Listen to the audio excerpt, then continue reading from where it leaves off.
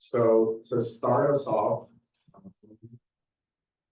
I just kind of wanted to put up our cohort this year. Here you'll see all the applicants where at the top here is where everyone is going. And at the bottom, you'll see kind of where everyone matched. Or sorry, where everyone rotated at the bottom and the top where everyone matched. And something you'll kind of notice that's going to be a theme we'll touch on later is that generally for majority of our class where most people rotated is where they ended up matching. So something to keep in mind when thinking about away rotations. Again, here's the remaining 5 of us or 10 of us total who matched this year. So to talk about the application has several components. The first off is the biographical information. Then you'll have your personal statement, the MSPE, if you haven't heard of that before. It's kind of a summary statement of your time here at Rutgers and throughout medical school. It's a summary of all your clinical grades, your rotation reviews, not just the grade of like honors, pass, high pass, etc. It'll be a summary of kind of your evaluations. And then also any extracurriculars that are notable if you're in AOA or Global Humanism honors type or anything like that is all kind of summarized in the MSPE, and the school puts that together.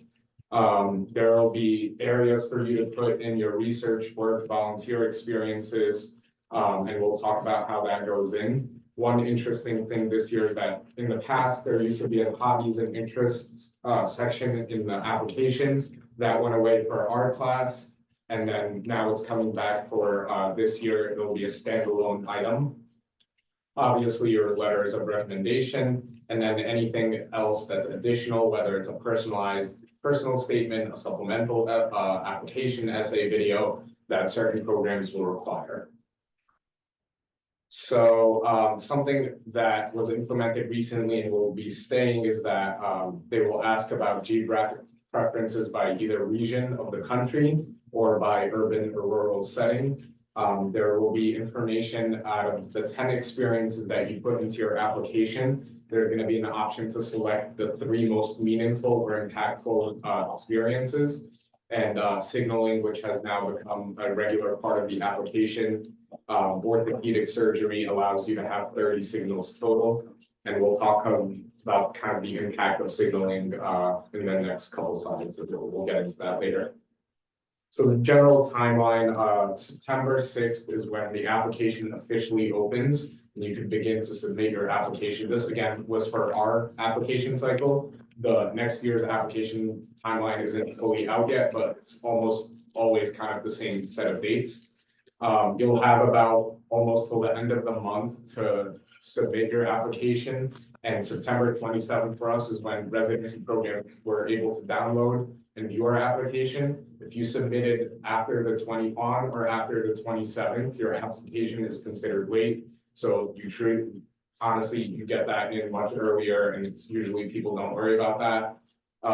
Then it's kind of a waiting game. November 13th has been Universal Interview Offer Day, where majority, not all programs, will release their interview invites. And then throughout November into February, that's interview season sporadically. Mostly, I think people started in December, and then there was some time off towards the end with the holidays. And then I think the bulk for almost all of us was in January / early February, if there was. February is when you're going to be working on your rank list after all your interviews are in and done. February 28th for us was when we had to submit our rank list. And then obviously match week, Monday, did you match or not? And then Fridays, you'll find out where you matched. If you want a more in-depth kind of explanation about the match process, there's good videos online about kind of how the algorithm works and all of that. We won't touch on that here, but it's out there if you're interested.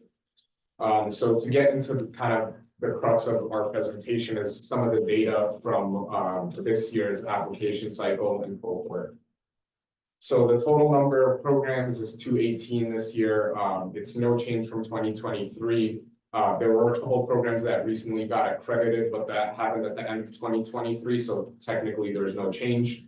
The number of PGY1 spots or total spots in the country was 916, up by 17 from the previous year.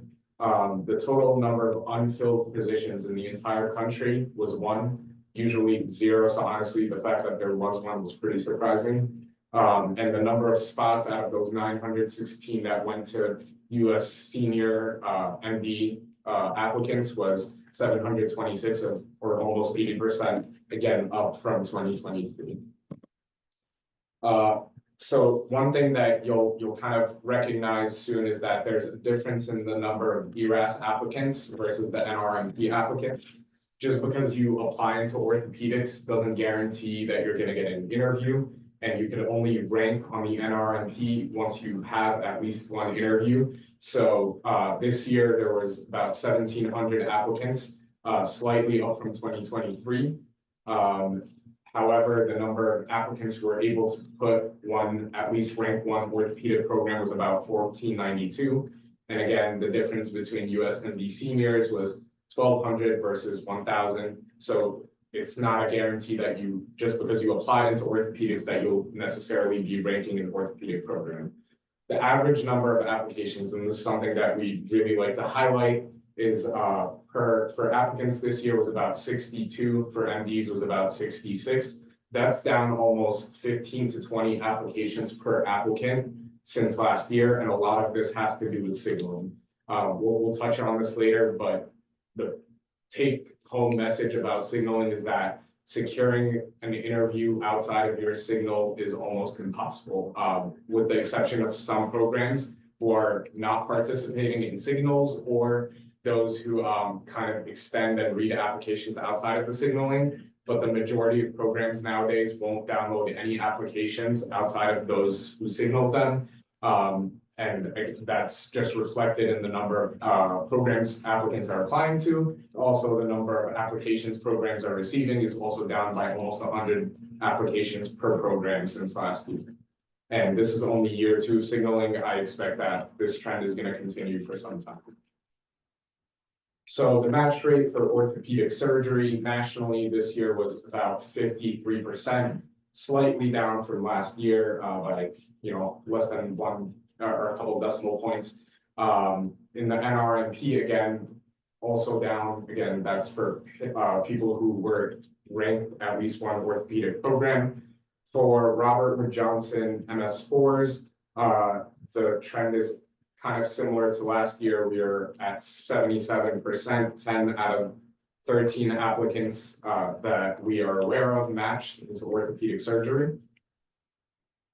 And just something to note is that obviously, if you look at the bottom of this chart, the 2021, 2022, there's classes were kind of affected by COVID and the limited number of away rotations. And since that has gone up, things are kind of normalizing back in our school.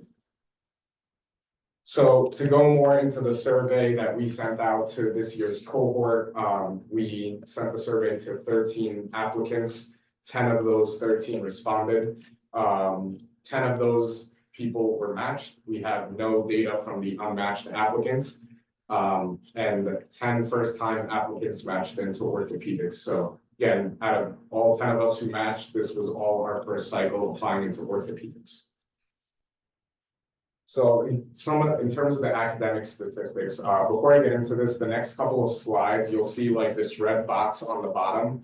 Those are national averages. However, the NRMP releases these biannually, so it's every 2 years. These numbers are from 2022, and so they're going to release this year, but sometime around May. So if you're going to look at the national averages, just kind of take those with a grain of salt, is that they're a little outdated. I always found that it was more helpful to focus on our cohort and our students because, that's where you're applying from. That's the numbers that are going to be most applicable to you guys. We'll focus on the 2024 again. You could go back and look through these numbers if you'd like. Most of us, again, especially those who didn't have to take a research year or anything like that, passed step 1. We didn't have scores. One person who did from a previous class, the scores listed there. In terms of our step 2 average was 257. And again, average, the ranges are in the parentheses. ranging anywhere from 240 to 267. All of us, even including those who took research years, took step 2 immediately after third year. In the past, people were submitting or taking step 2 kind of before or after submitting their application sometime throughout fourth year. But ever since step 2 went to pass fail, now the standard is that you'll be applying with your step 2 folder. So in terms of rotation grades, this year, in terms of the survey, not everyone had to answer every question. So if you see, we have 10 applicants, but if you see some numbers missing, maybe those questions, some people didn't feel like including. Yeah. But in general, out of the people that answered, one person had 5 honors on their third year clerkships. 6 of us had 6 honors on our third year clerkships. 70% for 7 of us were inducted into AOA. 3 in junior AOA, which happens at the end of third year. 4 as a senior AOA, which also happens sometimes in the summer, but maybe a couple months later, but would also happen prior to your application getting submitted. So it still goes in that you get to put that on your app. And the Gold Humanism Honor Society, we had 1 inductee. In terms of the ERAS experiences, so this year was unique in that we could only submit 10 experiences total, and that is something that will be staying for future classes. And I think it's different if you're looking at these numbers and comparing to past years. Our averages and our numbers are down again because we were limited to just those meaningful experiences. And sometimes there's ways to kind of combine certain experiences if they kind of fit together under one. But ERAS is really doing this, and the goal of this is to, prevent this application overload where, if you're reading applications, you're not reading 15, 20 experiences per applicant and people are just listing anything. It's really focusing on, those most meaningful experiences to you that you really want to portray about who you are, the kind of application that you have. So that's something to keep in mind. It's not, about being involved in 20 different things. It's more so just kind of building on those experiences that you already have and focusing on those. So work experiences, we had about 1.8, again, from 0 to 4. Volunteer experiences was between 2 to 3.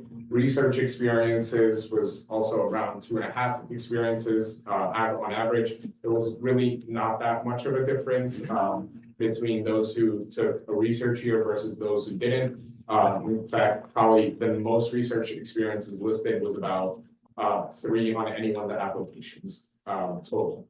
And again, for us, because we didn't have a standalone hobby section, a lot of the advice that we got is that hobbies kind of define who you are and you get to tell the reader more about you than just kind of like the numbers and the data and the research and the work and all that. So 7 out of 10 of us chose to utilize one of our experiences for hobbies. And I think that was pretty important. And but again, won't matter for this year's application cycle, at least because it's coming back as a standalone section. Changes to ERAS over the past couple of years, again, 30 signals. There's geographic preference now that you could choose to indicate, or you could choose to say you have no preference whatsoever. And then the 10 experiences that I just touched on, you could select 3 out of those 10 to be your most meaningful experiences. And then the standalone hobby section, which is coming back for next year.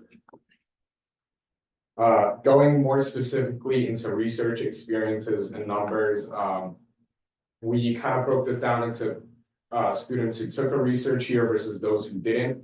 And you could see the number of manuscripts, poster presentations, and podiums. 8 of our class didn't take a research year. 2 of the match cohort did.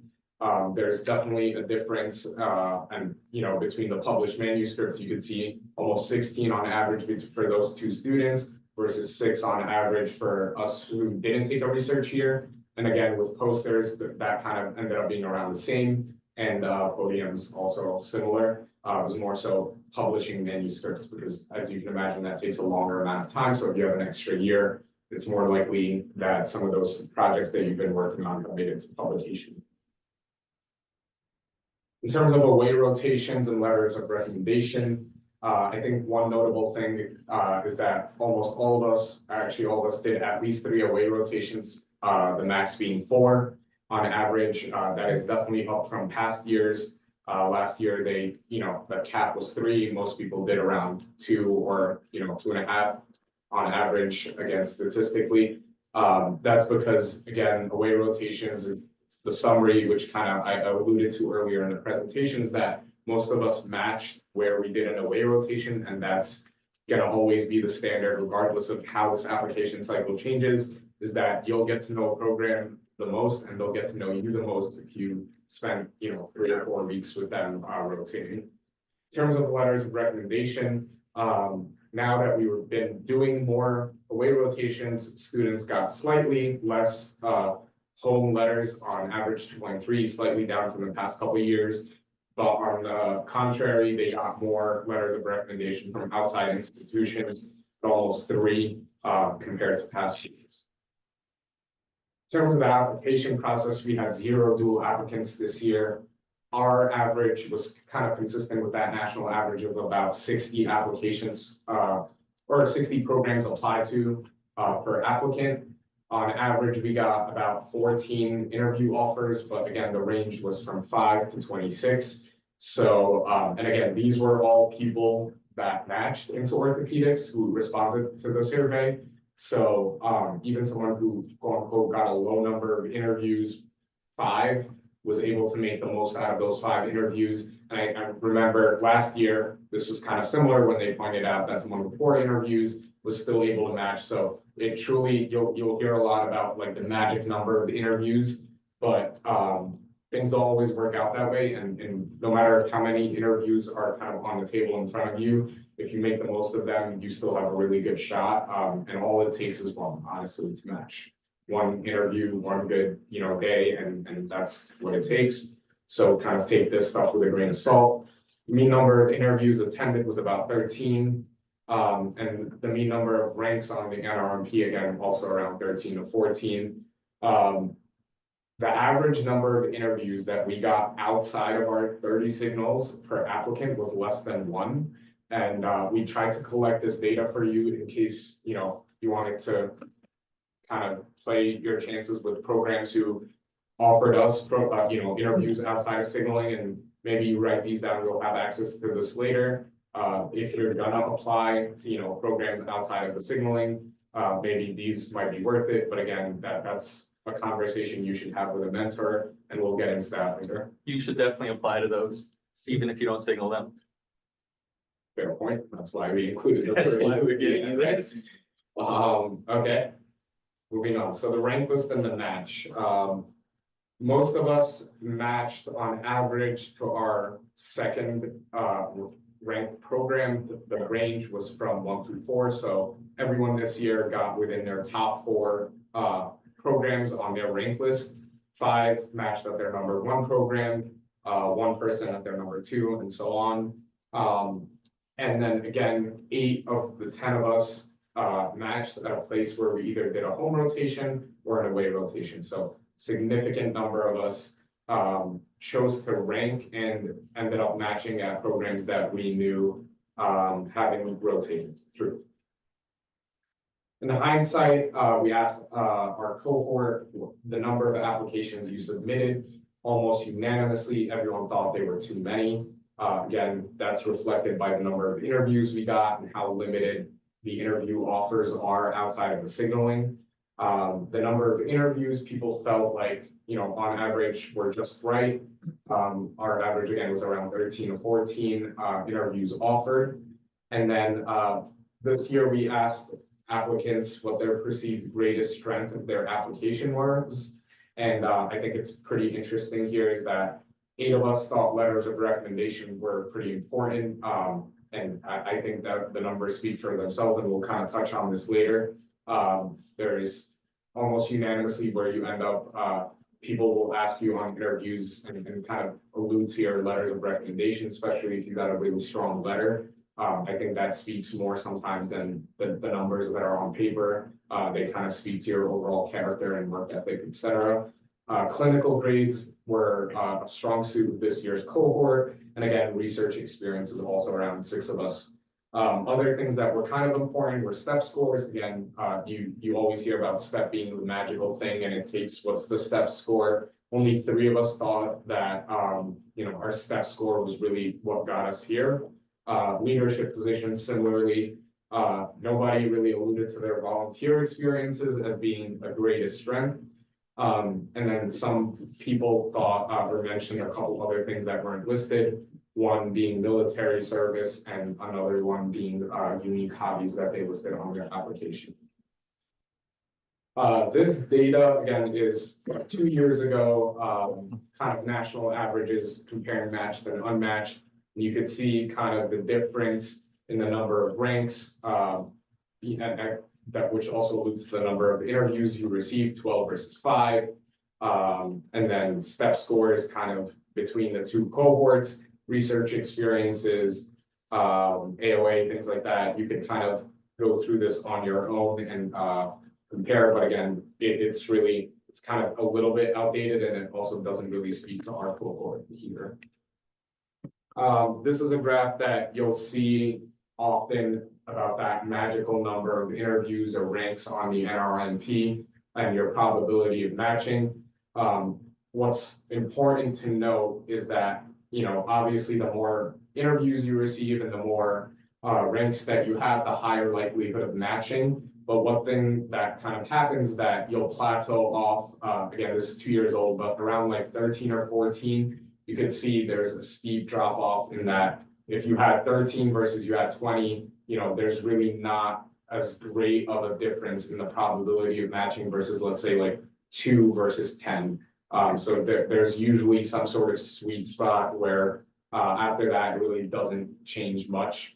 And one thing that's also important to note on a graph like this is that you look at someone, 20 interview offers and 20 ranks, and the probability of matching is still not 100%. You could look great on paper, you could get all the interviews, but if you show up on interview day and you act a certain way or not impressing people, or you portray yourself in a certain way, it doesn't matter what you look like and your grades and all of that. For the 25 interviews you receive, nothing is guaranteed until it's kind of set in stone. So it's a lot more than the number of interviews. And I know that's hard for you guys to believe, but I think all of us can truly appreciate this now, being on the other side of it. So don't focus too much on this like magical number per se. And that's kind of what I have to share in terms of the statistics. Karen's gonna come and speak to you guys about some general advice that we put from this year's class as well as, the past couple of years. And then we'll get into some more questions and do our Q&A with the panel later on.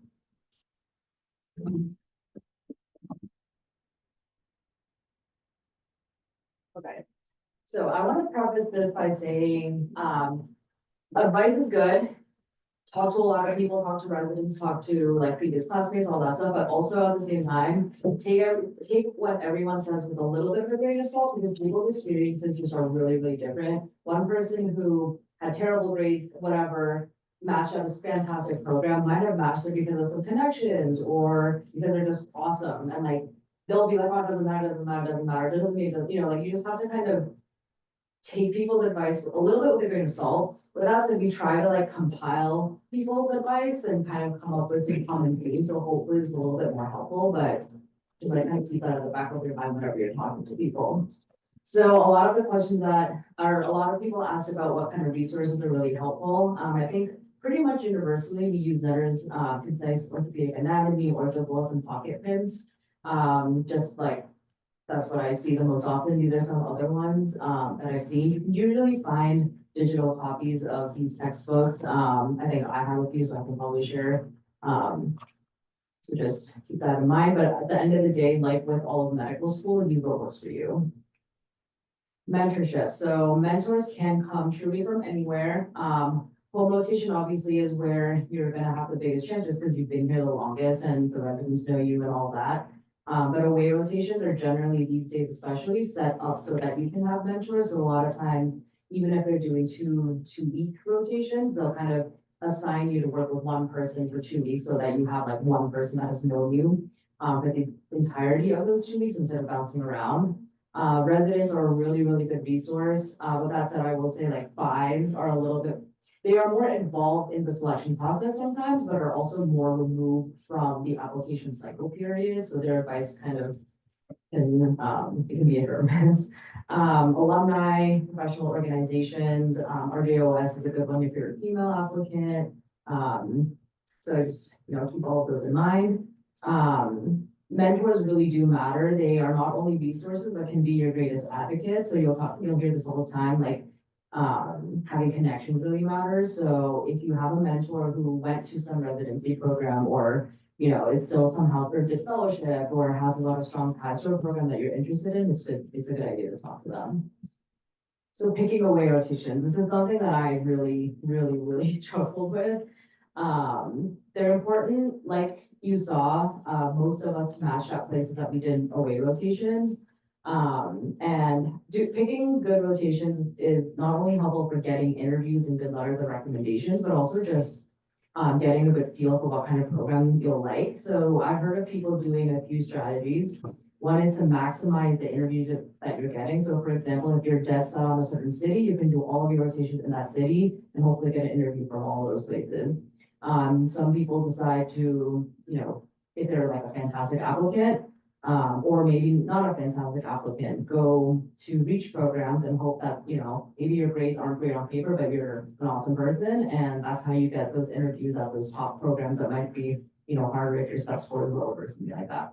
Another approach I've heard of is geographic unlocking. So that's where you go to places in different locations and get a letter. So the only way that a program knows that you did an away, the only way that programs know where you did your aways is if you get a letter from that program. So if you're doing that away in November after applications have gone out and you have no letters from it, it won't help you anywhere except for at that specific program. So keep that in mind when you're picking your aways. If you are trying to quote geographically unlock a region, you want to do that rotation a little bit earlier.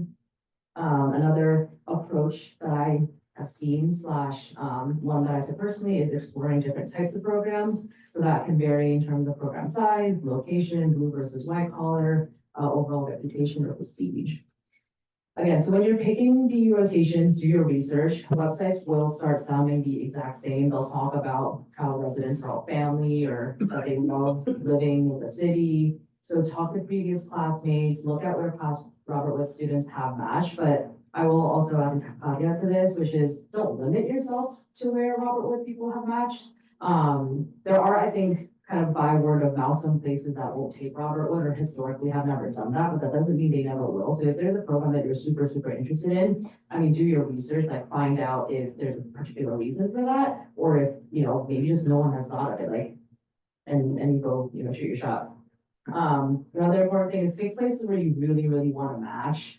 But be honest with yourself about what's important to you. So I'm talking in terms of where you want to live. If what's important to you, like is prestige, is size important to you, is, be honest with yourself. Another kind of helpful piece of advice we got is to coordinate with classmates. So we first did that through an Excel sheet and we just basically uploaded where we were thinking of doing our aways. This will obviously change. And an important thing to note is that coordinating with classmates does not mean one person picked this location or this institution and it's off the list to everyone else. It's more just, I think most of us wanted to be in kind of the Northeast, so between Boston and DC. So it was just helpful to know, okay, well, 7 people are doing this away, so maybe I'll try going for, something else. It's just like a helpful kind of way to figure aways and coordinate with each other. One last thing is be realistic. If you struggle, with clinical grades or if your step score isn't great, maybe, don't do exclusively the super academic programs that don't take anyone with a low step score. So just kind of like really appraise your application. A good idea is to also talk to a mentor, like have them really look at your full application. At least as much of it as is available at the time that you ask them and kind of ask them to gauge how quote competitive you are. That can be a little bit scary, but would recommend. So after you picked your aways, now you are a sub-I. The most important piece of advice, I think last year Todd gave us he's a 5 now, so it won't be him, but basically the residents from Robert gave like a very good PowerPoint on like how to behave at the sub-I. You would be very, very surprised. Like a lot of this seems like common sense to you, but you're gonna go on your ways, you're going to meet people and see people that do some crazy stuff on sub-I. So just be prepared, find case for the day, read up, know your anatomy, know your patient. In clinic, learn the exams, try to be helpful, whether that's setting up the injections or just going in and like talking to them about the HPI, like talking to them, and getting like at least the HPI, asking about allergies, just try to be helpful. Having a really good attitude is really important. Show that you're a team worker, have initiative, be ambitious, be excited, like be genuinely excited to be there. Identify potential letter writers early. So again, a lot of times, or in my experience, a lot of the OAs were set up in such a way that you will work with like one person. And also when you're out and away, the attendings know that you're trying to get a letter. So it is not surprising, for them to hear that you want a letter. So just try to kind of, like have an eye on who would be a good letter writer. Another thing that a lot of people mention is ask around with the residents about who would be a good letter writer. They know who writes strong letters, who will give you good advice. So just keep that in mind. The kind of negative, or not, I don't want to say negative, but the part that's I think harder to manage sometimes is this kind of second half, which is you're always being watched. Everything you do is being noticed, even if it doesn't seem like it. That kind of, this isn't meant to like scare you or, make you feel like everyone is judging everything you do, but They are. they kind of They are. can Yeah. scare you. Sometimes, they're watching, like, if you're, some people complain about like other med students or other residents. Don't do that. Like, you don't think like, this was like, I have a friend who was like a resident, she said, we're sitting at the computers, our backs are turned to you, you think we don't hear anything, but like you do hear. So if you're sitting there complaining about a med student that's on that rotation with you, they hear you and they know that you're the kind of person that sits there and talks badly about people you work with. So like, that's the kind of situation you want to avoid. With that said, obviously, if something actually goes wrong, if, someone, I don't know, like actually mistreats you, like there are ways to bring things like that up, but as a general rule, do not complain. Be early, but don't be too early. I've actually heard residents complain about, med students that show up like an hour and a half early and are just sitting there like staring at them, which is not very helpful and kind of annoying. So you want to be early, but we're talking like 10, 15, maximum 30 minutes early. Like, do not be that person that shows up 2 hours early and just like stares at them. Definitely know your place. Something you'll hear a lot is you don't want to be, sometimes being noticed is like a bad thing. There's people who are just, if you're like screaming at the top of your lungs, like all day long and people get annoyed, you're getting noticed. A lot of times it's like the hard workers who just keep their head down, work really hard, that get noticed in like the better way. So it's not always a good thing to be the center of attention. And it is sometimes a little bit of a fine line between being like proactive and helpful versus being kind of annoying and, being in people's space. So again, I'm not trying to say this to like scare anyone or make you feel like you're being judged 24/7, but just definitely be aware of your surroundings and try to put your like best foot forward. Okay, so what's important, what's not? So left is obviously things that are important, how well you fit, are you easy to work with? What I've been told is getting every pimping question right is not what's really important. No one will remember you if you get anatomy questions wrong, but they will remember you if you show up late constantly and complain all the time and, do kind of annoying things. With that doesn't mean don't read. Like, obviously we try to get the questions right, but I know I personally would like beat myself up, if I like got basic questions right. But like 90% of the time, they will not remember that you didn't know what an artery was. But again, they will remember if you were like in their way and like actively being annoying. Another thing is, if you're not trying to impress everyone, like don't bring up your research. Like if they ask you like, oh, hey, what'd you do this weekend? They don't want to hear about, your research. Like they want to know what you did that weekend. So just kind of be, a normal person. Letters. So there's 2 types of letters, a classic narrative and the standardized e-score. The link is right there.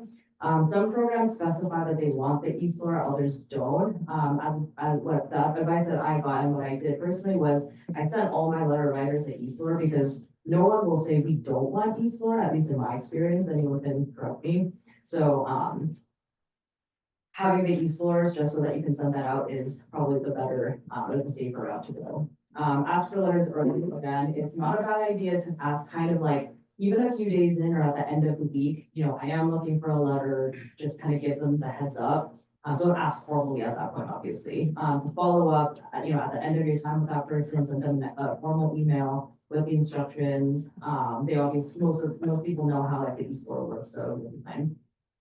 The better and longer someone knows you, the stronger the letter. So this is kind of obvious, but, you know, a lot of people will ask about, you know, there's someone really well known, but I've only known them for 2 weeks at this, you know, rotation versus someone that's known me for 3 years, but is not like a super well-known person. The person that knows you better will probably write the better letter, and that will show through. Like, even if it's like the well-known person, their name might be kind of their name might get you through the door, but they knew you for 2 weeks, so it's not gonna be as, you know, strong of a letter. So if you, you know, have to choose, the one that, you know, knows you better. Try to get at least one letter from every rotation. Again, it's not always possible, but September is usually the last rotation you can get one. It is really tight though, so if you want, for example, a geographic unlocking letter, September might not be the best time because it will be very rushed. Consider having a letter from someone that's not ortho. This is required by some programs. I personally don't think I applied to any that did that, but just have that in the back of your mind so that it doesn't stop you from applying. The application process, start your personal statement early, update your CV. This is like a general rule, keep everything short and sweet. I've heard of both bullets and small paragraphs being used. I don't think it particularly matters, do whatever feels right to you. Review the application requirements. Some programs do have some kind of different requirements. So again, like on ortho, one program had like a separate link for their supplemental that was due like by a certain date. So just keep track of all those extra requirements and make sure you get that done. Some programs have a minimum or a maximum number of letters. The advice that I've gotten is if the program specifies we want 3 letters, do not send them 4. If they say we want a minimum of 3 letters, you can send them 4, but like just follow the instructions. I don't think they'll like rule you out for this, but just like follow the instructions. Ask friends and mentors to read and critique everything, proofread everything in 30 times. And you will still probably find a small mistake like a comma, but that's okay. Signals. So Peter obviously briefly touched on this, but we get 30. Some programs have opted not to accept signals. Try to have a variety of programs. I'm talking about like size, location, or not necessarily location, sorry. Size, you know, different levels of kind of competitiveness or prestige. Definitely review that with a mentor. What you want to hear is, hey, you have a good range of programs. Like you don't want, if they tell you, you know, anything other than like you have a good range of programs, you probably want to make some adjustments. Again, these are the programs that offered interviews outside of signaling. I believe Hackensack is a program that didn't accept signals. Wake didn't either. And Wake. Interviews, so practice. There are some common interview questions. This is not a comprehensive list by any means. There are lists online all over the place, so just take a quick look at that. The most important one, / the one that's easiest to practice, is definitely the 1-minute elevator pitch. So just have that down. I'm probably, if you ask me now, I probably could get, I'd say the exact same thing that I said at every single interview, because it will happen almost every interview. Interviews tend to be short. I think some of the shortest ones I've had were like 8 minutes. The longest was maybe 15. Time yourself when you practice. Your initial reply should be like maybe a minute or 2 long so that it can be a conversation and not you talking at over 10 minutes. Keep the response brief. Post-interview communication. So letters of intent can be helpful, but depending on the program, depending on where you are on their wrinkles without it, it might not be. Be honest though, and listen to the program's instructions. If a program specifically tells you do not send us post-interview communications, don't do it. It's not going to do you any favors. And this is really, really important. Don't tell more than one program that they are your number one. Program directors do talk, and It's just a really bad look, so don't do that. Okay, we're gonna, move on to the Q and A.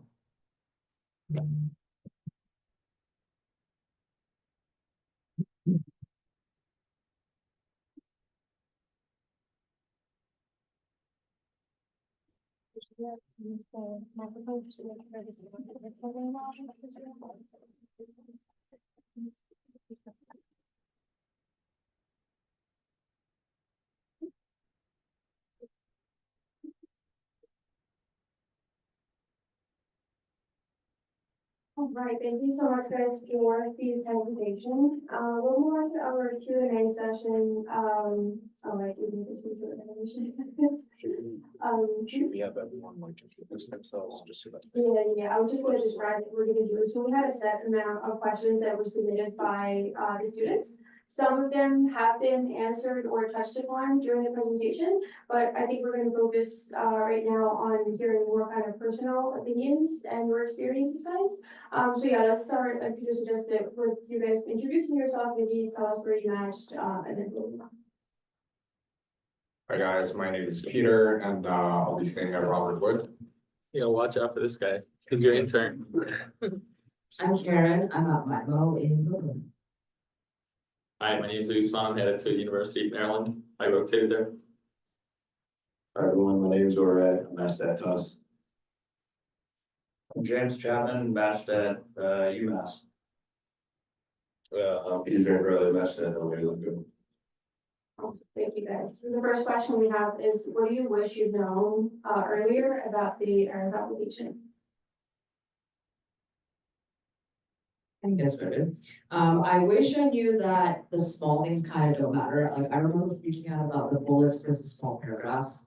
Like, people will do different things and it honestly doesn't matter as long as you're getting your point across. And it's not anything crazy. Like, don't be writing a 2-paragraph essay, but it's shorter paragraph. Like, the small things really don't matter. I know, like, I mean, even if someone had told me this, I probably would have done the exact same thing and like freaked out about the small things anyways, but like try to keep that in the back of your mind. Sorry. ERAS is submitted during sub-Is, so if you can kind of get a head start on your personal statement and then like ERAS activities, like after step 2, that's pretty helpful, because I remember doing the ERAS stuff on my sub-I and it was not fun. You could do it, but it's not the easiest. Wednesday. It's also the submission deadlines for some reason are on Wednesday. Like, I assumed Fridays, they were on Wednesdays, which should like, I knew, but did not know until like the week before, so just keep that in mind. Couple of things, these are kind of nitty gritty, you'll worry about this in September more, but research items or like podium presentations count when other people present your podium. Like, you'll see people with 10 podiums, they didn't go and present at 10 conferences, they're like mentors did, their coworkers did, but it goes in your CV, it counts as a research item, so people end up with like 30 research items, you know, they might have presented 5 of those posters and podiums. So that number is gonna be larger than what you actually do. Another thing is, we talked about letters a little bit, try to get letters from whoever will write you one, because at the end of the day, you get to pick and choose where you send them. So on like application day, you're playing like, okay, well, this guy went to fellowship at Duke, I'm gonna send his letter to Duke. This guy did residency at Tufts, I'm gonna send this to Tufts. So just know that you can get them all and then do what you want with them when the time comes. I tend to like overthink a lot, and I was on my rotation, and one of the rotations, and the day before ERAS was due, I changed my personal statement around like 1 a.m. I completely. I was talking to one of my mentors, and I just took her advice because she said my original personal statement read like a CV. So I had 2 drafts, and I just completely changed it. So I think hindsight 2020, I would have like worked on it a little bit sooner instead of having to like rush with that and just submit it. But thankfully, it all worked out. One kind of like specific thing, again, that will come up in September. I was like worried close to the deadline about your step scores being submitted, because there's like a small delay between the time you verify your application and the time your step scores get sent. I didn't know how long that was gonna take, but it was like 3 hours. So you don't need to worry about that as much as I did. And then Oh yeah, about kind of the one AM type thing, like the night before I was submitting, I was like going back through my signals, like, oh, do I really wanna, signal this place, signal that place? I ended up not changing anything, but I remember being up very late, like going back and forth in my head. So just anticipate that that might happen and just like have a firm list in place and then sure, if you wanna think about it, you're probably gonna think about it, but just like go back to like what you originally were thinking, at least that's what I had done. There might be like one or two programs that I could have gone either way on, in hindsight, but for the vast majority, I'd say 25 plus of the 30, I felt very comfortable with. I just want to add just one thing. I think it was pretty unique with my ways that I had 2 weeks in between single one. Most had like back to back, right? Yeah, I had 1 week free, cause when like the rotations are set on 4 week, we can talk about this when it comes time to schedule the ways, but they're usually set on 4 week blocks, and for some reason, one of those months always has like 5 weeks in it. So it throws off the rotation cycle, and this year happened to be the week of year as, so it helped. Yeah, so I was saying that when I first selected my ways, I really wasn't looking at dates, but once I figured out, oh, I have 2 weeks in between each one, that's great. Grind for 4 weeks, have a 2 week break, can study again and then prep for the second one. But what ended up happening is that I was looking for it too. I was so lost. for my, Yeah. maybe please mute yourself. Thank you. So my second rotation, it started September 11th and ended October 6th. So remember, ERAS was due September 27th, I think. So I only had one, the only letter that I had was from Tufts, because that was my first rotation. I didn't have it from either two rotations. So no one knew I rotated there besides those 2 programs. So that's something to think about when you're selecting your programs and to look at the dates. Alright, our next question, in what ways did you gauge how competitive your application would be? I think there's a couple ways to go about this. One, you could just, I think a talk like this is pretty helpful. I think that's what really, hit home for me personally, is just kind of, because you hear a lot about the national data and all of that. There's no closer applicant to you guys specifically than, the people who came here before you through Robert Wood. So I think looking at our internal data was definitely helpful. And then I'll say the second most important thing, or probably even more important, is getting feedback from mentors and, to kind of just specify that sometimes you'll have mentors who truly do believe in you, and that's great, but sometimes the grass is kind of always green for them. So I just like Karen told you earlier with advice, take everything with a grain of salt. Sometimes if you have a quote unquote weaker application, and a mentor really pushes you and says, oh, you're gonna be great, you're gonna match whatever, you'll go wherever you want, just kind of like ask around, get different advice from different people, and then kind of look at all of that advice together and say, okay, well, this person said I'm the best applicant in the country, and this person told me I'm not gonna match. So where do I really stand? It's kind of compiling all that feedback and kind of, don't ever go through this alone. Also, the applicants who came before you, I was in constant contact with 1 or 2 people from the class above us. And kind of even throughout 3rd year, throughout STEP, throughout, the application cycle, and kind of knowing that I trusted them, and I was able to share with them kind of, where I stood, and they gave me feedback about how, how that kind of fit in. So those were kind of the 3 ways I went about it. This is like, it's a tough question because I don't think anyone is talking with each other about like, hey, this is my steps, but it's not the honors I got, and I don't think we should. I think talking to mentors is very important, but also remember, like, at the end of the day, you have to meet certain kind of like milestones, almost like you should have good grades, you should have at least average, more ideally above average step score, but at the end of the day, there's no real objective way to gauge how competitive you are. Again, sometimes it comes down to connections, who you know, like what kind of a person you are, how well you fit in at the program. So make sure you have, I feel like part of it is like, check marks, like are my grades good? Do I have, you know, good letters? Like, you have to have those things, but, I wouldn't like worry too much about, you know, I had 5 honors versus 6 honors versus 7 honors, like as you saw, you know, on our PowerPoint. Again, talk to people though, yeah, I think I agree with kind of what Peter said, like, talk to a lot of different people.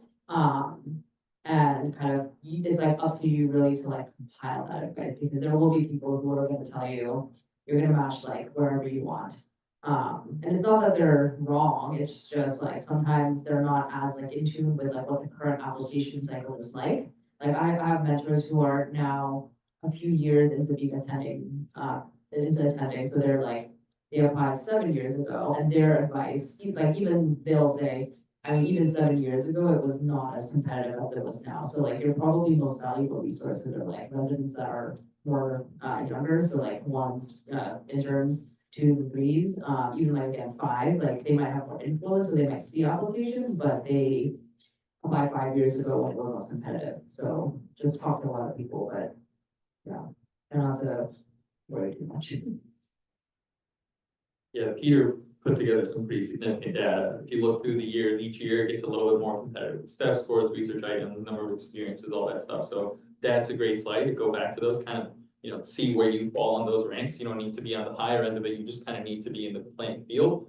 And I'll just echo what they were saying about staying in touch with junior residents and then kind of M4s that just graduated, stuff like that, because like on the interview trail, you meet so many applicants, you kind of size them up, see what works for them, see what didn't work for them, people are honest. And then, you know, we kind of have our hand on the pulse in terms of what the current application cycle is like, and we can kind of tell you where you stand. And I think we'll be honest in a non-judgmental way.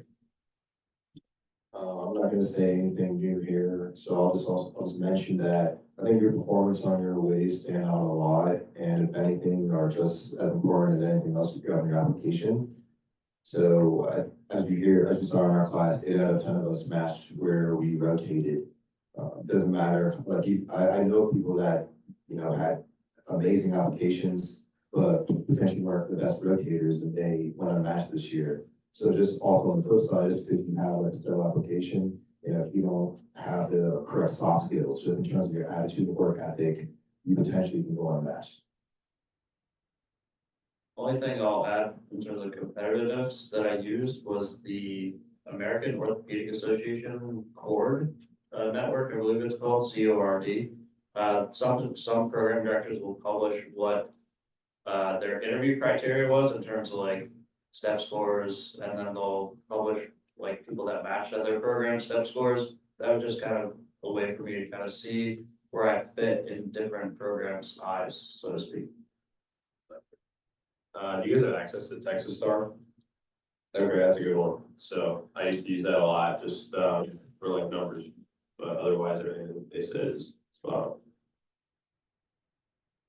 on. Next question is, what do you think was the strongest component of your specific application? I know, Peter, you showed the stats, what you guys thought.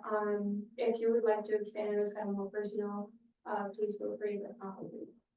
Yeah, I think the letters of rec were probably the biggest. Like everyone looks the same on paper, and like you're gonna meet all these people on the interview trail, and meet the same people 10 times, and you realize that all your applications look exactly the same. The only difference is your letters. I'm sure Europe could all say the same thing. They asked about my letter writers by name. Some of them told me what the letter writer said in the letters on the interview.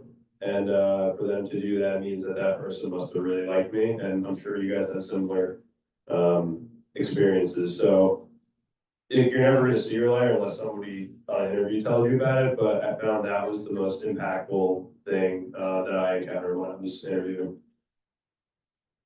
In terms of strength, I guess it could be subjective, but I guess one thing, like, the question is like something I was most proud of was some of the research work I had done, and that's something I talked about in pretty much every interview. So if there's anything like that, whether it be a research experience or a hobby that you did, it'll start coming up in conversation, and just be really passionate about talking about it, and be like happy and smile and be excited to share about it, and then people will kind of grab onto that energy.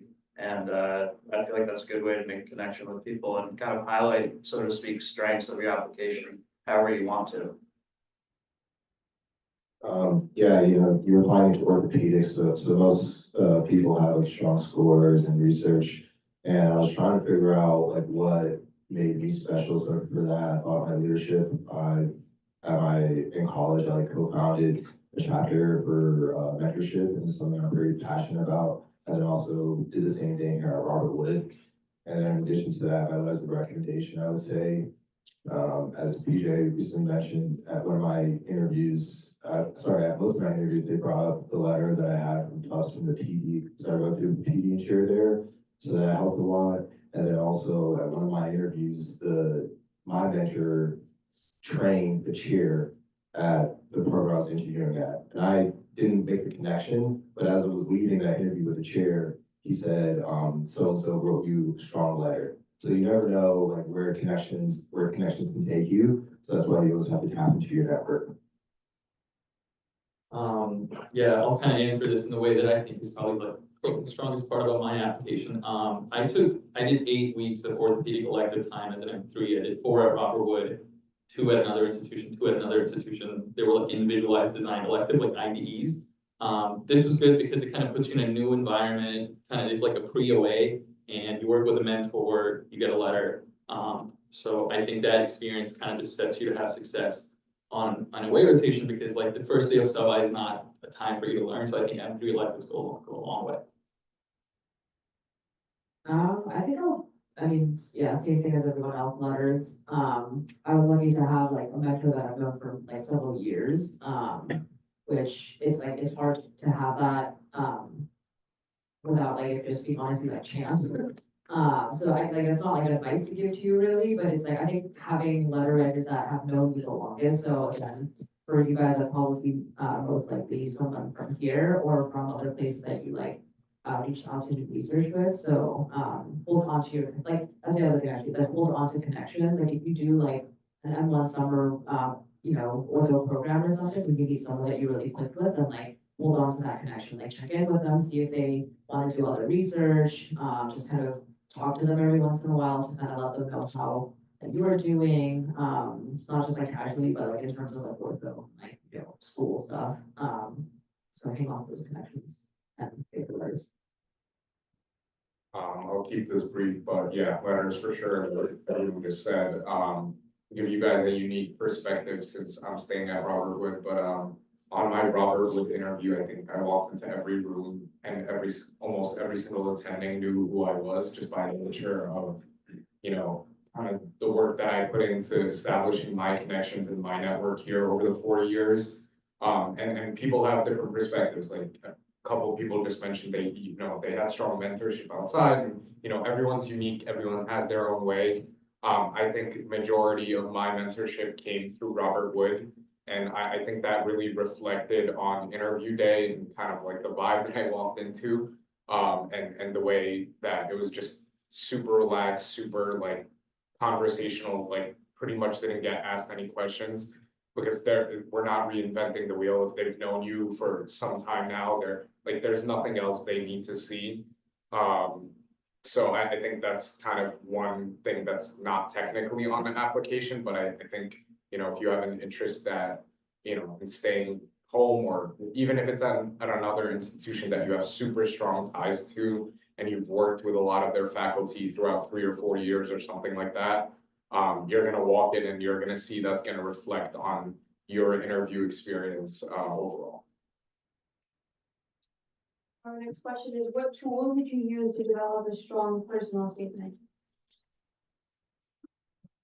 Do it early, have as many people look at it as possible. I think I sent it to a couple residents, 2 or 3 attendings overall. Everyone that I asked for a letter, I would send them my personal statement, here and on ways, just so that to get continuous feedback. And then I think something really interesting that you should all do is that send it to people outside of medicine. I had a lawyer look at it. I had a friend who has, just chill, whatever, who knows me really well, and kind of almost someone mentioned this earlier, is that, the person who knew me really well said, like, this is a great personal statement, but it's not really highlighting, like, who you are, your personality. Like, I want you to make this more personal because you're the person that I know, you've got a lot great things listed here, but like, it's not reflecting your personality, and I think that ultimately made a difference, so just do it early, like PJ said, and then, kind of have as many people look at it as possible.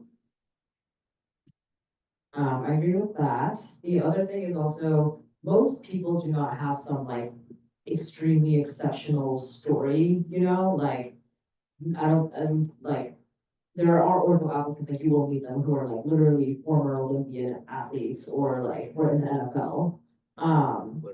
Literally like in the NFL. So like, there are people like that whose personal statements probably will actually stand out because they can talk about being in the NFL or being an Olympian athlete, like gold medalist, something.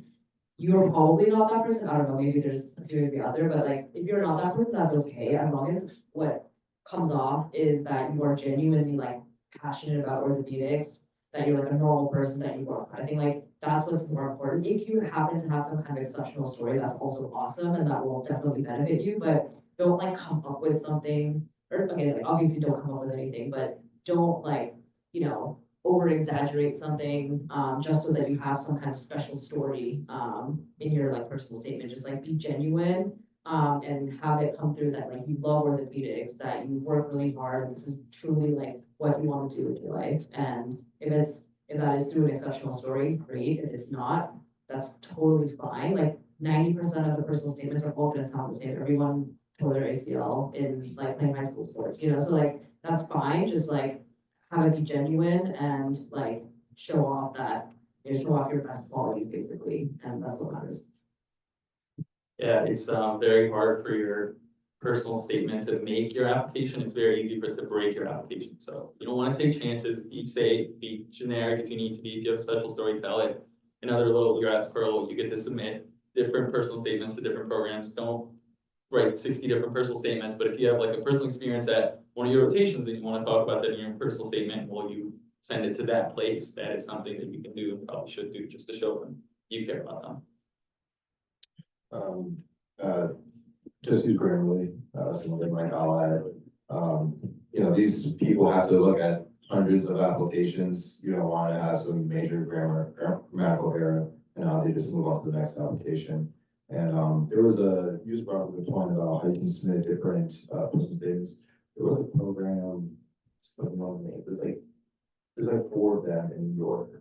Like, Norfolk. yeah, one of the Norfolk programs I applied to, I forget which one. It's like individualized. Yeah, but exactly. And one of them wanted to know, like, why do you want to apply here? So I had to include like a paragraph on top of my original personal statement and submit it only to them. And I had to triple check that it was only to them. And so that, if I did, then everyone would receive that. Yeah, as far as tools, same thing, just had a lot of people read it. And to echo that specifically, look at all the programs' websites in September. You know, if you do it too early too, like in July, August, you might not catch it, but I looked at them in September to see, like, did they have a specific thing like that? Do they want a certain letter a certain way, or do they want a specific personal statement? It wasn't many programs, but there were a few, especially a few that I signaled that had a specific thing, so just make sure you budget the time accordingly to have, like, I pretty much kept my statement the same, but then like at the last paragraph, I kind of twisted it to address what they wanted, like, why do you want to come here? 1 page. So it's not 1 page on a Word doc, 1 page in ERAS. So when you upload it to ERAS, make sure you preview it, because 1 page on a Word doc is not 1 page of ERAS. Just keep that in mind.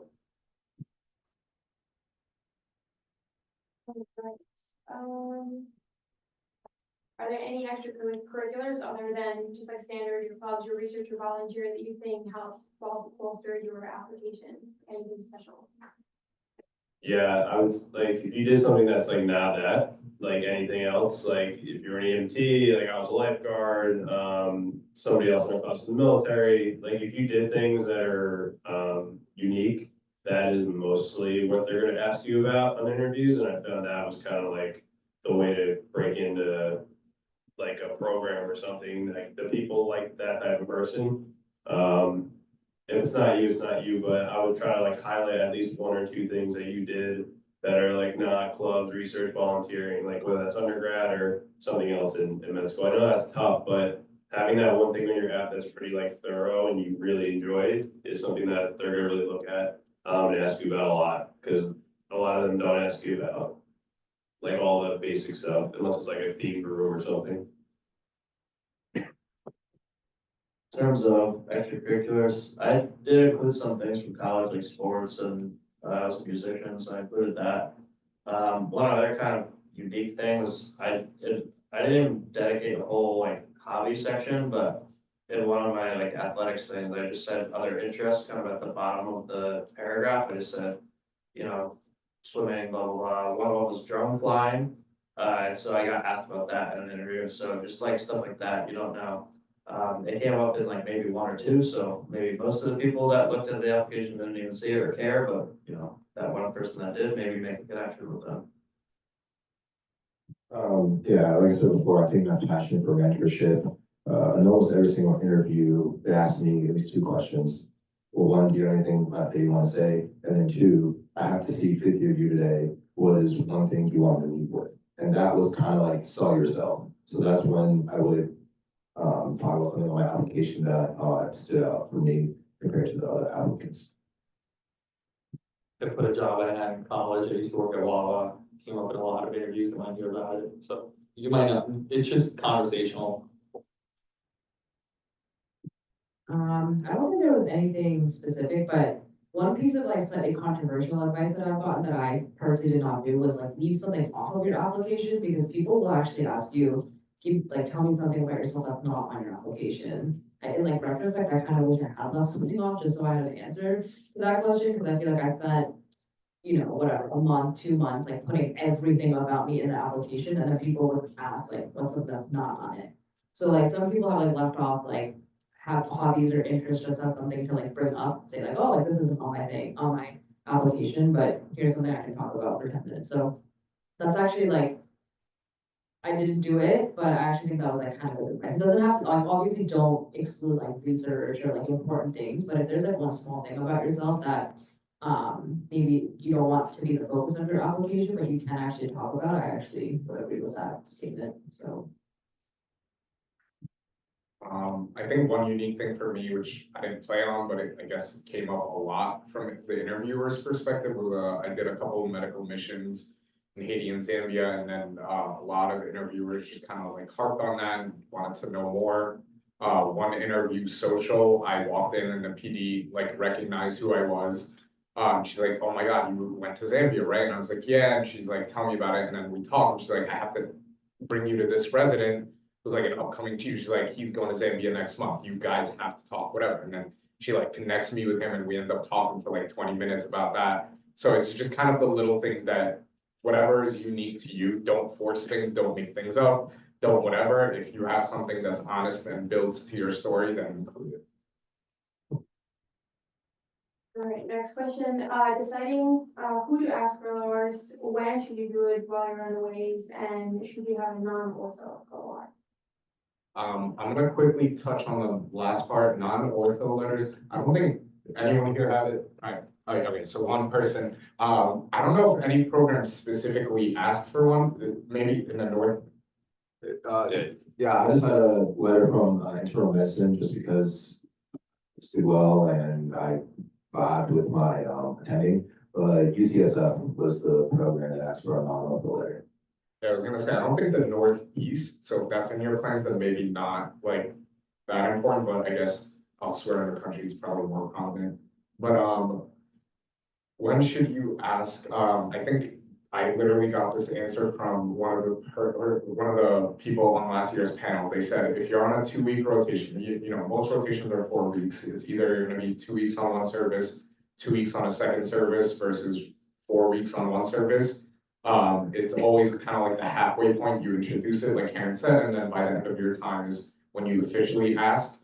So if you're on a 2-week service, kind of at the end of that first week, which sounds crazy, but again, these people expect it. It's not weird. Just kind of bring up the ideas, like, you know, I had a great week. Do you have any feedback? You know, I just wanted to give you a heads up that, you know, I'll be working with you. Next week's our last week, and hopefully at the end, I'll be asking you for a letter. Just kind of like throw the idea in there, and they'll be like, yeah, of course, like let's schedule a time to talk. Or another way you could ask is, hey, you know, next week's our last week together. Do you mind if we schedule a meeting to just kind of talk about the rotation and then for me to ask some questions and then they'll kind of understand. And then again, if it's a 4 week, then you might be want to do this 2 weeks in once they have a better idea of, you know, who you are. And then, yeah, I think that's pretty much it. One thing to ask was literally my first time asking for a letter outside of Robert Wood on my first away. I like did everything I just told you guys, and then on the last day when I was like actually asking the letter writer, I was like, would you mind writing me a letter of recommendation? He's like, wrong. I was like, my heart dropped. And then he was like, that's not how you ask. And he was like giving me good advice. He's like, in the future, when you guys bring this up, he was like, I want you to say, would you be able to write me a strong letter of recommendation? And I think, you know, it's something subtle, but it really sells home the point. If you see the person that you ask kind of hesitant or, you know, like kind of take their time or I'll get back to you or whatever, kind of read the room. Even if they end up writing you one, you, like Usman said, you'll have all those letters and you could decide what to do with it later, but just kind of use the verbiage and kind of anticipate their feedback and kind of decide later what you want to do with that. Yeah, everything you said basically, I agree with. One thing is, it's sometimes it's tricky because, sometimes it's literally, I mean, orthopedic surgeons are very busy. Sometimes you'll ask them, hey, like, can we set up a meeting? And they'll be like, yeah, and like, they just won't like reply to you after that. And sometimes like, it's tricky because you kind of, again, it's like a little bit about reading the room. Sometimes it's because they don't want to write you one and like, you shouldn't use it. And sometimes it's because they're genuinely just really, really busy. And like, they barely have time, like, for their families, like, let alone sit down with you to have a conversation about a letter. So like, again, just kind of read the room, like, think about your rotation, talk to the resident that, you know, is on service with you about like, hey, like, you know, I asked this person for a letter, what do you think? And they usually have a good idea. Like, I remember asking my resident and he was kind of like, yeah, he's just really busy. Like, don't worry about it. It'll be a fine letter, just like, you know, so like, read the room is my advice. I don't have too much more to say. 2 weeks you work with one attending. At the end of the first week, you ask. The second week, they will interview a little bit more. They want to assess you. They want to write about you. So expect that. And one advice I got was if you get a letter from an institution, you kind of have to at least send it to that institution. So don't just willy-nilly get letters. Get it from people you think like you. Only thing I want to say is just ask your residents, how you're performing for any feedback, because more likely the attending will ask the resident how they perform. During clinic, I feel like is another time you have a chance to get some one-on-one time with the attending, get to present patients to them. So I feel like that was another good opportunity to get more exposure with them, so you felt more comfortable asking for a letter. Yeah, I think that's everything. Okay, perfect. We only have about 8 minutes left and want to be respectful to everyone's time. We're scheduled for 8:30. So if you guys have any questions in the room, please feel free to ask now. So we're going to give you that chance to do that. We're happy to stay after too, just if you want to come down and ask. Yeah, we want to make sure that people here get their questions asked. I know that there's a pre-templated question, but I know other people really want to know certain things, so go for it. Congratulations, first of all, to all you for the match. Making sure it's a long journey from M1. I just wanted to know kind of when did you start making your connections? I know, Peter, you mentioned you kind of started here, how early on, like maybe before you get into your rotations, like as an M1 or an M2, kind of what did you do to start networking around? Yeah, I think that definitely, so advice that I wish I had when I was at M1, I kind of met a mentor out of the blue, like I told you about him, and it worked out, and it was great, but I kind of wish I knew where I wanted to target as an M4. So what institution do I want to go to? What city do I want to live in? And then I would have probably targeted that institution and then try to get a mentor that way, because you realize how important a mentor is getting you into a program. Like we said before, everyone's super competitive. So that was one way, that was like one advice that I wish I had. I don't know if you guys want to share. I don't want to take a full I would say, I think when I got here, I'm from Boston originally, so I didn't know anyone here. This is actually my first time living in South State. But anyways, I reached out to one of the residents who matched at Harvard from here. And I said, like, who's your mentor at this program? And she told me, Dr. Partland. So I reached out to Dr. Partland, and he's been my guy since day one. And so that's something that I personally did. And then after that, it's through research and what PJ mentioned about how important mentors are when it comes to applying. This is like a conversation I'm sure we'll have later when you actually start to submit your ERAS application. But I asked my mentors, do you know of anyone at these programs that I'm thinking about signaling? They tell me yes or no, and I said they'll do their best to like reach out. And it may sound taboo, but almost everyone that I know does it. And so this is why networking is extremely important. And even the same thing with OAs. The way I thought about it is I would rather rotate at a place where one, I like the program and my mentor happens to know someone at the program. So if I crush it, I know not only like had a great performance, but also my mentor can speak highly on my behalf, in addition to the person that I rotated with. To kind of answer your timeline question, you know, you want to get to know people as early as you can. You want to go to Thursday resident clinic as early as you can, just hang out with the chiefs, learn from them. But if that doesn't happen, you know, you decide, oh, it's halfway through, I'm 2 attempt 3 now, I'm deciding more of it. Take a year, you know, it's like the norm now. So a lot of people do it, gives yourself more time, you get a great letter out of it, and you get some nice research time. Just, you know, keep that in mind if you are on the later side. I think a good way to start getting involved is through residents. Attendings, it's a little bit more intimidating sometimes, and a lot of times, like I said before, like, it's not that they don't want to talk to you, they're just genuinely really busy. So a good way is to like talk to residents. I mean, you guys are lucky, like you're gonna have Peter. You already know him. So, so like, you know, it helps. I think like I started working with Todd, who's now a 5, but he was like a 3, and that was like my main way of getting to know the department here. So like, and you know, we started on like one little project together. You know, it doesn't have to be big. It's just trying to get maybe involved with the residents, because also, especially at Robert Wood, we work a lot with like, residents, especially doing your ways and things like that. So, and I believe they will tell like Dr. Gatt, like, you know, like, you know, they'll talk with each other about like, hey, this person like really works hard, stuff like that. So try to get involved with the residents here. I mean, also obviously a good idea to have some attendings who know your name and like know that you're working on this project with them, but residents are a really good resource. I think for me, so I didn't know I wanted to do orthopedics coming into medical school, and I didn't really have that interest build up until like kind of halfway through M1. And then it really started to, you know, become more real towards the end of M1.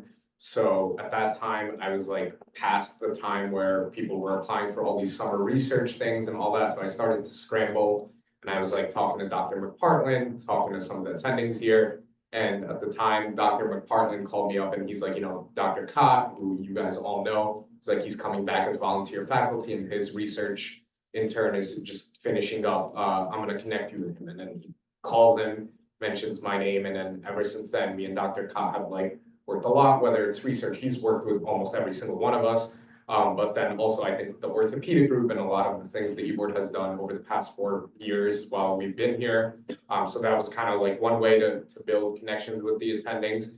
And then, like I said, I was still looking for research for the summer. So I went to one of the research meetings on, you know, one of those quarterly research meetings. And at the time I went up to Dr. Gatt after, because I still hadn't figured anything out. I was like, Dr. Gatt, you know, I really want to do some research over the summer. I want to utilize my time. Do you have any recommendations? Kind of behind on all these programs. It's like, you know, Dr. Dunn has a PhD student in the lab right now. Why don't you email him and CC me on that email? And all I did was, at the time, I had never spoken to Dr. Gatt. I was just there on a Thursday. And I think I was one of like a couple of us who were there.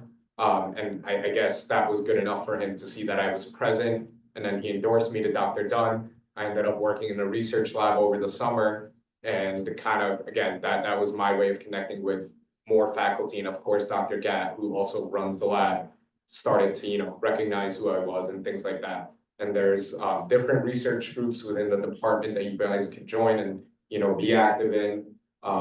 even Dr. Dunn, it was funny, I worked with him kind of technically that whole summer. I never met the man until interview day when I walked in and he was in the room with Dr. Gat, because it was like during COVID time, so he was away from the lab. And he like recognized the name, he goes, I've never seen you before, but you know, it's, you know, being present, being work, not necessarily, or doing work, not necessarily to be recognized, but just being present will go a long way.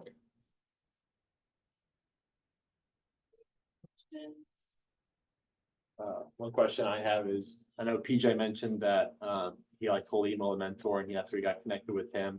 How would you guys recommend like cold emailing and going up to someone you don't know per se, but you want to like sort of get involved with their work? How would you say, like, you ask them if you want to like speak more about it, if you have questions, or what, how do you kind of phrase that? One thing I found, like working with individuals, like you're gonna learn, you're gonna meet like a lot of people, and I don't know, like I was always somebody that was also kind of a little uncomfortable being a new person, like I didn't know how upfront to be with them. But I found that you need to, like, the more prepared you are, the more direct you are with things, the easier it is to get a response, because you gotta cut through like the BS. So what I would recommend you do, or anyone, if you're gonna cold email somebody, do, like, I want to research. So I drafted an email, I said, I introduced myself, I said, this is who I am, this is where I am, this is what I wanna do, this is how I wanna help you. And I told them what I would do for them, and I attached my CV. And I said, you know, you wanna reach out, here's my phone number, here's my email, and I'll do that. So like they already had all the information they needed, so if they're interested in me, they're gonna call me, if they're not, move on to the next one. So I'll just be pretty direct with it. So I think most of us, like M3s, are in the process of applying to Ways right now and choosing where to go. So how did you decide, like, what institutions, what kind of like tier, or like what kind of reputability of the institutions you're picking? And how do you gauge competitiveness or not gauge before step 2? So we're all pre-step 2. I think that answer is gonna be unique to every single person, and I think we kind of mentioned this before, is just be honest with yourself about exactly what you want. If you're, you know, if reputation is important to you, that's fine, that's what you are going for, then, you know, look into those programs and realize that you might need higher scores, you might need higher pubs, you might need more research, you might need to do it ways at more prestigious quote unquote programs. If geography, which if you're asking my personal answer, geography was everything. So my family, my community, my support systems all here in Jersey. I didn't want to go too far away, so I exclusively rotated through New York City and then one program in Philly. And I knew that's what I wanted. And then after that, it was kind of more so figuring out like, well, I want one small program, one big academic program, one more private, you know, but it's so things like that, just kind of trying different things out. So I think that's how I personally went about it, to kind of keep it brief. In terms of gauging your competitiveness, one thing that I kind of like tell M3s, I know it's really hard now without step 2, especially happening until the end. Without step 1. So I think going through third year, you're gonna get feedback on your rotations about your performance. So that's one thing, you know, if you're constantly being told you're a bad rotator, you're not, you know, you're not meeting expectations, you're falling short, you know, you're not submitting things on time, etc. It's kind of gonna carry forward. On the contrary, you're getting a lot of good feedback about, you know, your performance, your work ethic. Forget your knowledge, right? Like performance, work ethic, your, you know, your personality, things like that. When people laugh at you, you get to connect with residents even outside of the field you're interested in, you know, that's also going to carry forward, right? So gauge those things. And then when it comes to like true score, I think if you look at your shelf percentiles, if you've been, let's say, scoring in the 50th percentile all year, you know, maybe you'll be around 50th, probably more, right? If you work really hard for step 2 and you really want to bring up your number, right?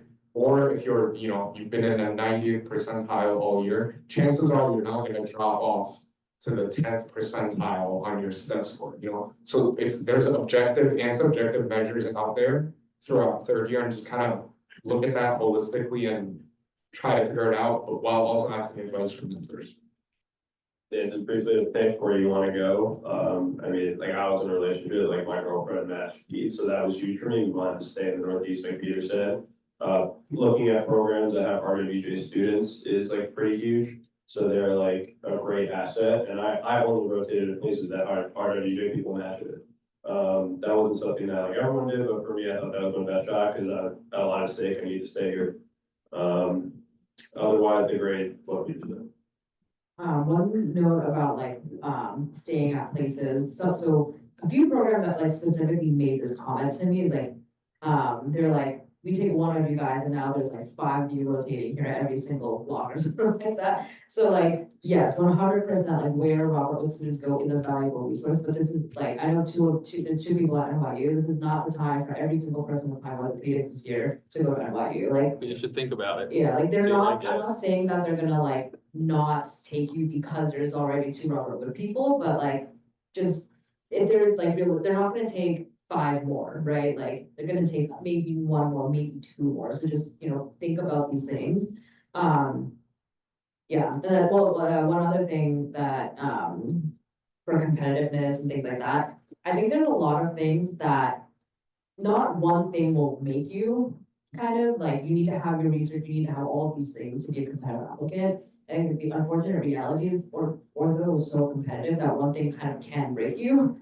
So if you have everything pretty, like if you're, let's say like, if you have decent grades, decent everything, and then you completely bomb step 2, like that could be the thing that breaks you. You could have, everything and 0 research, like that could be the thing that breaks you. So I think it's really tricky because it's so competitive nowadays, but I think meet kind of like those milestones, like have good grades, have some research, have, good letters, and then from there, maybe kind of start thinking about, things. So like, I would honestly assume that like most people applying orthopedics have honors in almost all, if not all, rotations. So if you're not one of those people, doesn't mean you're not a competitive applicant and can't match well, but maybe don't do, again, 3 of the top programs, just because there are 100 people that do have 100% honors rotations, So I also personally took the approach of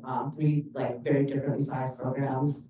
1 in Maryland, and like 2 in the city, because I also wanted to stay here, and then I did kind of a range of whole like prestige, I guess. So I think that's like a good way to do it, and I have heard a lot of people do it that way. I also have like a really good friend who is like a superstar applicant and did 3 OAs in like 3 top programs, and then matched out her number 1, which is like another top program that wasn't one of her OAs. So it, it really like, everyone is different, so it's really hard to generalize, but just, you guys will be there. My quick spiel about ways, anesthesiology, internal medicine, they have like 7 signals, but like then I have 3 gold signals. Ortho doesn't officially have gold signals, but in a way it's functionally a gold signal. So you telling a place I really want to be here, you should treat it almost like a signal. Those 30 signals, when September comes, you're gonna do like 10 targets, 10, there's no safety in orthopedics, but 10 programs you might consider lower tier, and then 10 reaches. You could do your ways similarly, like I'll do a reach, I'll do a target, I'll do like a lower tier program. That's probably the safest way to play it. Again, these things are very, very, very important. You don't just want to do top 10 ductility rotations. That doesn't work that well for people. I will just add in terms of ways that, as you're thinking about it now, in March it's not uncommon that you can't add one later. So if you don't get your first choice or the scheduling doesn't work out, I schedule them as late as like July for like a September or October. So if it's not all coming into place right now, just know that you'll be able to navigate it and figure it out. As has been mentioned, like there are some programs that are gonna have like, hundreds of people apply to rotate there, and maybe that one's a little more competitive, but for every program like that, there's some more, maybe smaller programs that people don't, as heavily rotate at, and you'll be more than welcome at programs like that to see and experience, so that's also a fair game too. Yeah, I wanted to do, what everyone already mentioned. I sort of want to do like a blue collar, like a mixed blue collar, white collar, and then white collar, but, some blue collar as well. And then also different program sizes, just to see which environment was the best for me, because I've only known Rutgers, in terms of like, 3 lessons per year, and more so on the blue collar side of things. And like I said, since I'm from Boston, I heard great things about us, but I didn't want to do 2 in Boston because I thought it's too much. So I decided to do, Tufts and then, Yale. And then with Rush, I wanted to do at least one top 10. However, mostly everyone in my class wanted to rotate at NYU. And I was like, I just didn't have that strong affinity to New York. I just like live. So I said, I'd rather live in a major city, and I decided on Rush. So for those that, may not want to be in the New Jersey, New York, Pennsylvania area, it doesn't hurt to rotate somewhere else. But you also can think about it on the flip side. I mean, we're just being honest, instead of competing with your classmates, you may only have one Robert Wood student there that they get to see. You don't compare them to another Robert Wood student.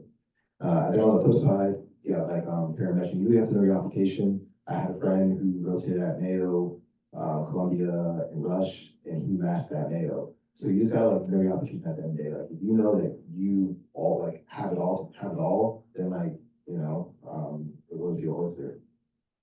One really quick thing I wanted to add about OAs is what you don't wanna do is apply to 10 OAs and then like reject 7 of them. I've been told, like, there's no official like blacklist situation where like if you accept and then reject, like they'll officially blacklist you, but the general thing that I've heard is that if you accept an OA rotation and then tell them later that you don't wanna come, like a lot of people have not gotten interviews from that place, even when they were really competitive applicants. So pick the OAs carefully. It's gonna be really, like, I personally applied exactly 3 OAs. And it was really nerve wracking because one of them didn't tell me until like 2 months before that I was going there. So like for those 3 months, I was like, if I don't get this one, I'm gonna have to find an OA in like July when everything's already full. Like it's going to be nerve wracking, but for the most part, always do work out. Like, so just like that is the better approach than like, if you feel really, really nervous, maybe apply to a fourth, but just remember that if you get rejected from it, or sorry, if you get accepted from it and then you rejected, you might not get an interview from that place, so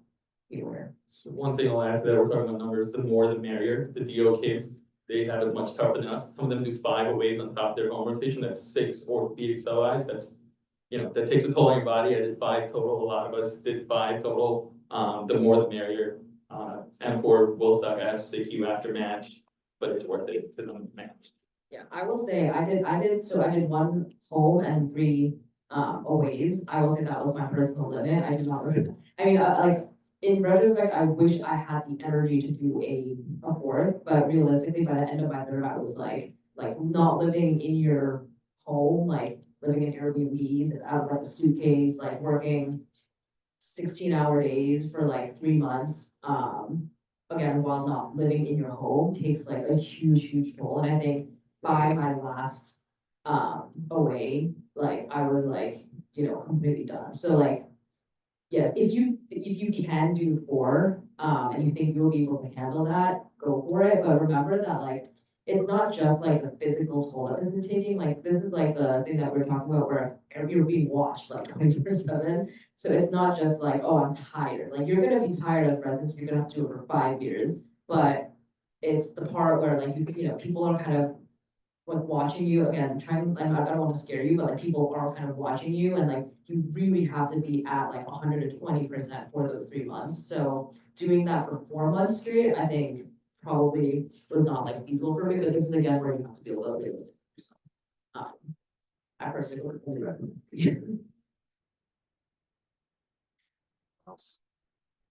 So when I was on elective, one of our faculty gave me advice about like when picking OAs, there are some programs that have just one general app for their entire program, but others will break it down by service. Like some schools might have like a specific joints app or trauma advice and so on. This attending told me that like to kind of like make yourself look better, to apply for, if they have the option to break it down into services, to apply to things that you've seen. So if you've been on joints, peds, trauma, or have significant exposure to those, it'd be better to apply to those. If you guys follow that advice, do you feel like it matters or not really? Like, I don't know if you guys get to request a service when you're on, like, if you apply to one that's just a general overall app. I think it's a yes and no. They're the pros, you gotta weigh the benefits and the cons to everything, right? So if you stay on the same services for, all your weight rotations, yes, you'll be more knowledgeable, you'll be more proficient, but maybe not necessarily the attendings at every single one of these institutions on that same service matter as much per se. So one other approach is which you could kind of mix in is to reach out. So like at all the rotations that I did, I would try to talk to someone. If I had an option of, choosing a service, talk to someone who's there. Actually, for all my ways, I talked to someone who had at least rotated or is a resident or something related to that, which I highly recommend for everyone here. Don't pick anything blindly. But you could ask them, like, is there an attending, or is there someone that matters more? Or is there someone that writes really good letters, for example, and kind of take that in and try different things out. And one thing that I also heard while on a way is that, like if you're doing this for 4 or 5 months, sometimes you may see a rare case or something that you might not see honestly for all of residency, or maybe once or twice. So kind of getting that exposure as a sub-I where it's a low stress environment or it's stressful environment, but it's, you're not the resident performing the surgery for whatever, you might be able to see a lot more. So try things out. It's a good early way to kind of know what you like and what you don't like as well. One thing I'll say is the coordinators are very, very important. You should be friendly with them. You can reach out to them beforehand, request a certain service if you want to be on sports, like they're gonna be the person that puts you on sports. Same thing for interviews, like you have to be really nice to the coordinators. If you know them, that goes a long way. Something else I'll say about being on the same services, at some point, all the sports attendings are gonna ask you the same questions. So if you know sports really well, sports camp really well, you're gonna look better on the third way on sports. Again, it gets redundant, you miss out on some learning opportunities, but it's the safer way to do it. Actually, one of the current interns at Robert Wood gave me this advice. I try to get on services with either like the PD chair or APD. So that's at Tufts, I was with the chair and PD. At Yale, all the chair, PD and APD are all Peds. So I was with them as well, but at Rush, I didn't. And the way I just thought about it, if I just do well, I mean, the chair and PD, the option for you. That's not to say if you don't get on their service, they all talk. So either way, you gotta do well, but that's just the way I look at it. And also, I never experienced hand, and I was sort of interested in it, and that's why I just applied for hand. I wasn't trying to say, hey, like, I'm seeing this the most, I want to get on this service. Yeah, there are pros to it, but also learn, it's a great way just to learn about other subspecialties. Yeah, I think it's a balance, just as Red just alluded to. Like, I think for a lot of my ways, I did like sports, so I saw that a few times, and like Usman said, that is helpful from a knowledge standpoint. But if there was like a service like I saw spine for the first time on the way, and like, I was like, oh crap, I'm not gonna know anything, I'm not gonna look good, but it helped me learn in that moment, and then the next time I saw spine, I was that much more prepared. So just embrace the opportunity to do a lot of away rotations. I think one of the coolest and most unique aspects of fourth year and doing all these aways, you get to see 4 or 5 different institutions, how they do things similarly and differently. And like, that's an opportunity you'll never get again in your life. So embrace that, enjoy it, get to be in a new place for a month and just try to, work hard, but to just kind of embrace and acknowledge like, yeah, this is cool, this is what I want to be doing. And if you're on that spine service that you didn't get to see before, like, I really want to rotate with the PD on hand, but you didn't have a chance to, just know that you'll end up making the most out of it no matter what.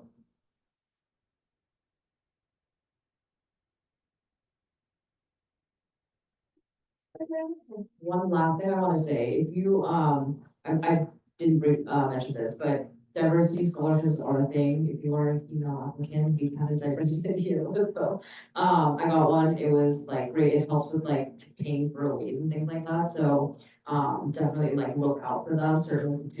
Some institutions have them specifically for ortho, other institutions have them like for, like other, or like for the entire like institution sometimes, so keep your eye out for those, and applications are probably happening like now or in the next month or so, so. Keep your eye out for those. They're very helpful. And we're gonna wrap up. Thank you guys so much. Congratulations, first of all, and thank you for taking the evening to come talk to us. Thank you guys for attending here on Zoom. We will circulate the slides and I'll see if there's any contacts I can share. And yeah, thank you. Yes. Personal stuff you wanna ask, we're here. We'll stick around if you guys have any specific personal questions.